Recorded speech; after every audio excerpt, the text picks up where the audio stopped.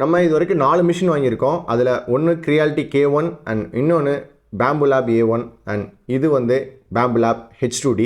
இப்போ இது மூணுடைய bed size எவ்வளோ பெருசு இருக்கும் அப்படின்னு பார்க்கலாம். நீங்கள் தனியாக ஒரு கிரியாலிட்டி K1 உடைய பெட்டை வச்சு பார்க்கும் பொழுதே உங்களுக்கு ஸ்க்ரீனில் பார்க்கும்பொழுது அந்த டிஃப்ரென்ஸ் தெரியாது. ஸோ எல்லாத்தையும் கம்பேர் பண்ணி நான் உங்களுக்கு காட்டுறேன். இப்போ இதுவே பார்க்கும்பொழுது உங்களுக்கு பெருசாக இருக்கும். அது மட்டும் இல்லாமல் நம்ம கிரியாலிட்டி K1ல கொடுத்துருக்குறது soft bed and one side தான் பிரிண்ட் பண்ண முடியும். இதுவே பேம்பு லேபில் A1க்கு கொடுத்த பில் பிளேட் இது தான். அண்ட் இது டெக்ஸ்டர்ட் PI பிளேட்டு. இது டெக்ஸ்டராக இருக்கும் அண்ட் இதை ஃப்ரண்ட் அண்ட் பேக் ரெண்டு பக்கமே நம்மளால் யூஸ் பண்ணிக்க முடியும். இப்போது இது ரெண்டையுமே வச்சு பார்க்கும்பொழுது நம்ம 2 மிஷினுக்கும் இருக்க பெட் சைஸுடைய டிஃப்ரென்ஸ் வந்து நீங்கள் பார்க்க முடியும். அதாவது இதை விட கிட்டத்தட்ட 20 mm ஆர் 10 mm ஒவ்வொரு சைட்லேயும் நமக்கு மிச்சமாகும். அது மட்டும் இல்லாமல் இப்போ நம்ம பேம்பு லேப் H2Dயோடைய பில் பிளேட்டை வந்து எடுத்திருக்கோம்.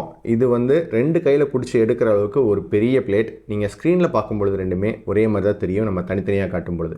இதுவே நம்ம 2 பில் பிளேட்டையும் இல்லை 3 பில் பிளேட்டையும் ஒட்டுக்க வச்சு பார்க்கும்பொழுது நம்மளுக்கு தெரியும். அது மட்டும் இல்லாமல் இது ஃப்ரண்ட் அண்ட் பேக் 2 பக்கமே நம்மளால் பிரிண்ட் பண்ணிக்க முடியும். சப்போஸ் நீங்கள் ஒன் சைடு வச்சு பிரிண்ட் பண்ணிகிட்டு இருக்கீங்க, அதில் உங்களுக்கு டேமேஜ் ஆகுதுன்னா அடுத்த பக்கம் மறுபடியும் திருப்பி வச்சுக்கலாம். ஸோ நீங்கள் பில் பிளேட்டை மாற்றணுன்ற அவசியம் என்றைக்குமே கிடையாது.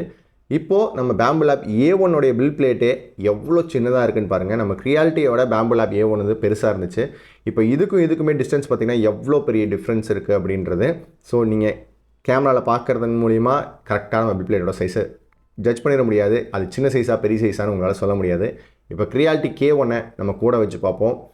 இப்போது உங்களுக்கு தெரியும் கிரியாலிட்டி K1 எவ்வளோ சின்ன பில் பிளேட் அப்படின்னு. நம்ம H2Dயை கம்பேர் பண்ணும்பொழுது நம்ம பில் பிளேட் எவ்வளோ சின்னதாக இருக்குன்னு பாருங்கள். ஸோ இதுதான் H2Dயோடைய மிகப்பெரிய சைஸோட அட்வான்டேஜ். உங்களுக்கு 3D பிரிண்டிங் பற்றி ஏதாவது டவுட்ஸ்கள் இருந்தால் தாராளமாக எங்களுடைய கமெண்ட்டில் கேட்கலாம். எங்களுக்கு தெரிஞ்சதை நான் உங்களுக்கு சொல்லித்தர ஆசைப்பட்றோம். தேங்க்யூ.